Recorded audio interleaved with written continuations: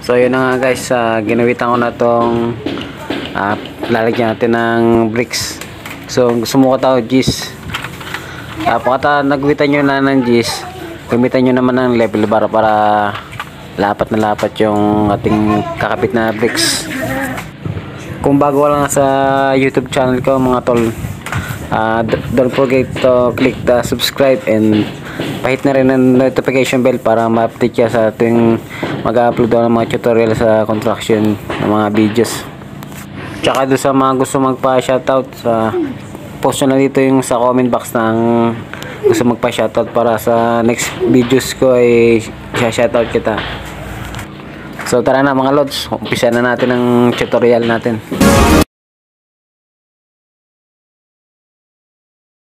So ang unang step mga lods, hanap lang kayo ng kasukat ng ginuhit natin ng yung lining natin para naka-level siya, para nakatuwid siya, no.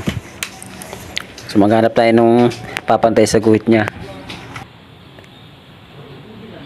So dapat yung lalagyan natin dito lods na adhesive. So adhesive nga pala yung ginagamit ko rito para kapit ng kapit. So paglalagyan ng adhesive mga lods, yung tama lang para hindi siya kakalat sa bricks natin. So mahirap itong linisin.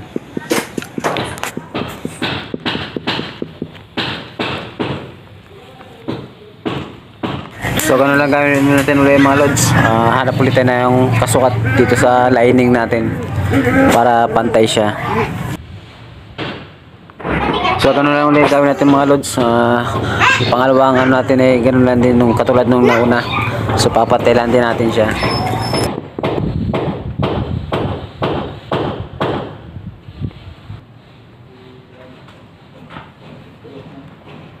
Sa pangatlo mga lods, ganun pa rin. Basta sunod-sunod lang, pantay lang sa guhit. Tsaka yung design niya mga lods, yung nakikita nyo ito may mga kulay orange. So dapat kada tatlong ano layer niya, so dapat doon siya maglalagay ng orange. Mas maganda yung mga dalawang piraso o tatlo. Sa second ano tayo mga lods, sa second top naman tayo. Sa pangalawa sa taas na tayo. So dapat maiksi, tapos sunod niyan malaki mga lods. Para alternate siya, alternate yung guhit niya.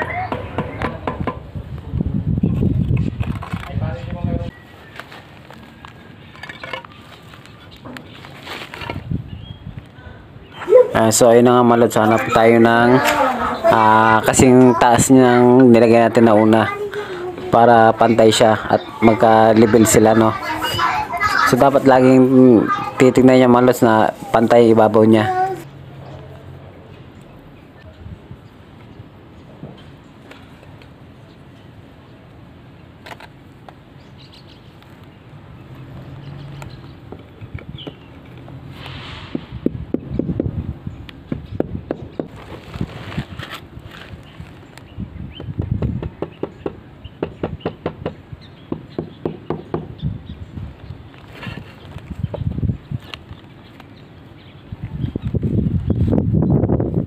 So lagi nyo sisilipin mga tol kung malaki yung ilalim.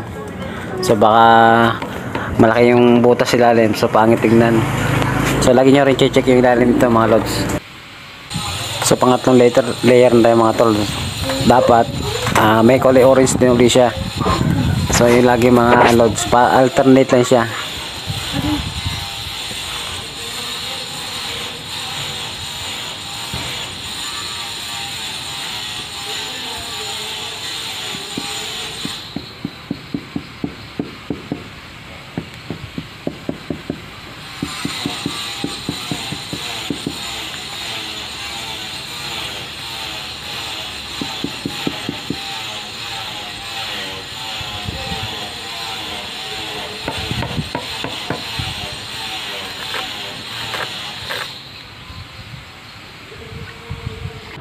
So yun lang yung gagawin nyo mga lods, no.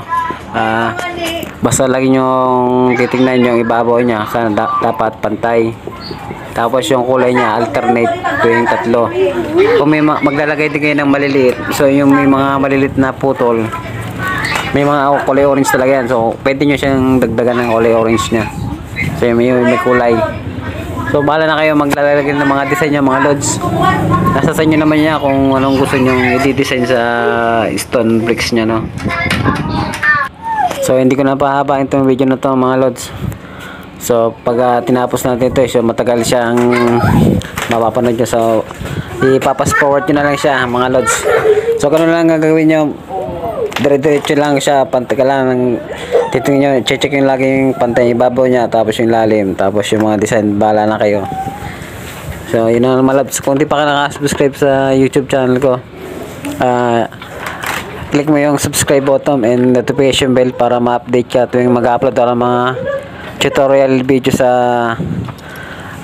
YouTube channel ko. So hanggang dito natin mga lods. Salamat.